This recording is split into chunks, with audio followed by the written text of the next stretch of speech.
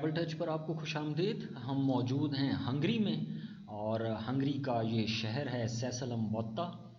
और जहाँ से हम गुज़र रहे हैं हमारे दाएं तरफ रिवर डैन्यूब है जो हंगरी का और यूरोप का मशहूर दरिया है। सैसलमबत्ता हंगरी के पेस्ट काउंटी का हिस्सा है और इसकी आबादी तकरीबन 20,000 के करीब है और इसका रकबा 28 स्क्वायर किलोमीटर पर मुश्तमिल है।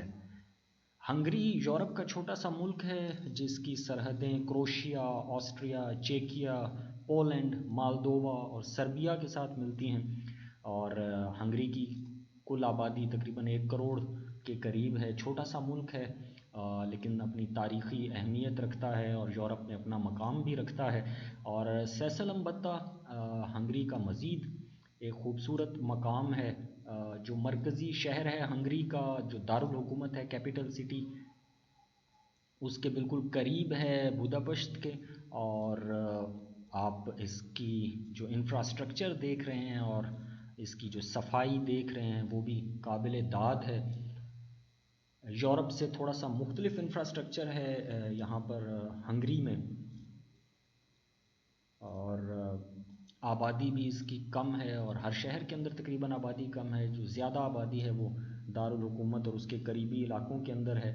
पेस्ट काउंटी बुदापेस्ट के बिल्कुल करीब है और पेस्ट काउंटी की भी जो ज़्यादातर आबादी है वो सराउंडिंग्स में आबाद है बुदापेस्ट के।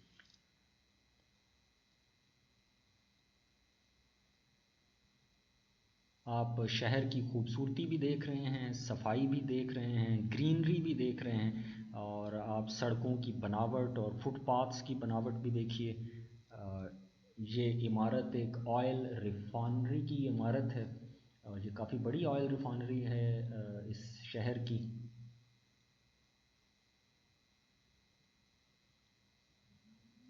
सैसलमबत्ता की एक मशहूर जगह, यहाँ पर एक चर्च की इमारत है जिसकी वजह से इस पूरे शहर को जाना जाता है। वो चर्च इस शहर की अलामत के तौर के ऊपर मौजूद है।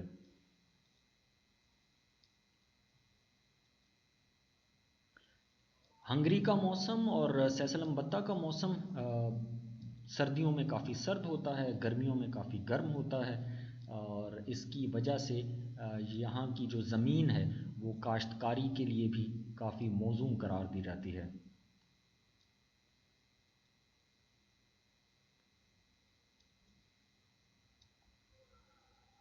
पूरे मुल्क की आबादी चूँकि बहुत थोड़ी है इसलिए आपको बहुत ज़्यादा मकानात बने हुए नज़र नहीं आएंगे, बहुत ज़्यादा आबादी नज़र नहीं आती, बहुत ज़्यादा सड़कों पर रश भी आपको नज़र नहीं आता और एक पुरसुकून माहौल आपको न सिर्फ सैसलमबत्ता के अंदर मिलता है बल्कि पूरे हंगरी के अंदर आपको इसी तरह का एक पुरसुकून माहौल नज़र आता है। और सफाई और अच्छा इंफ्रास्ट्रक्चर और डेवलपमेंट और मैनेजमेंट वो भी आपको यहाँ पर दिखाई देती है।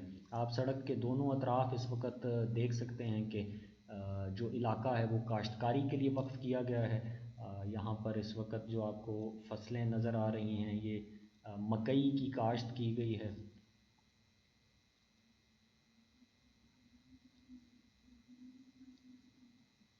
इसके अलावा यहाँ पर सूरजमुखी और सनफ्लावर जिसको हम कहते हैं उसकी काश्त भी की जाती है।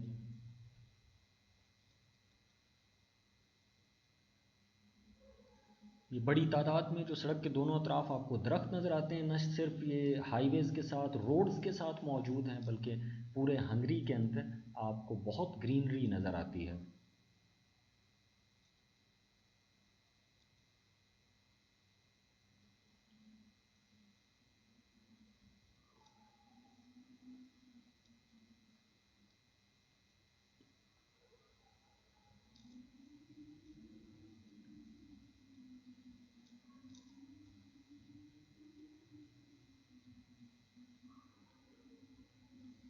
सैसलमबत्ता, अगर आप हंगरी आएँ तो सैसलमबत्ता को ज़रूर देखिए। और आपने ट्रैवल टच पर आज सैसलमबत्ता हंगरी की सैर की। अगर आपने हमारा यूट्यूब चैनल सब्सक्राइब नहीं किया तो ज़रूर कीजिए, बेल आइकॉन भी दबाइए और हमारे फेसबुक पेज को ज़रूर लाइक कीजिए ताकि आप तक इसी तरह हमारी ट्रैवल से रिलेटेड वीडियोस पहुंचती रहें।